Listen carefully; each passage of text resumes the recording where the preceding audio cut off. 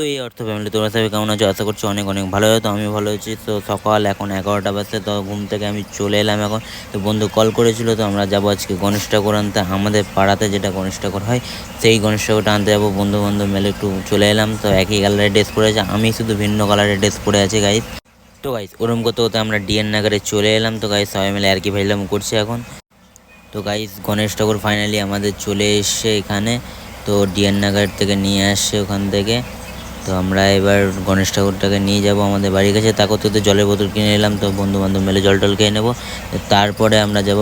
তো গাইস আমরা তাড়াতাড়ি স্কুটিতে করে আমরা তারপর পাড়ার দিকে চলে গেলাম ঢোল টোল ইন্তজাম করার জন্য, যাতে কি ফাইনালি আমাদের গণেশ ঠাকুরটা চলে আসছে আমাদের পাড়ার মধ্যে।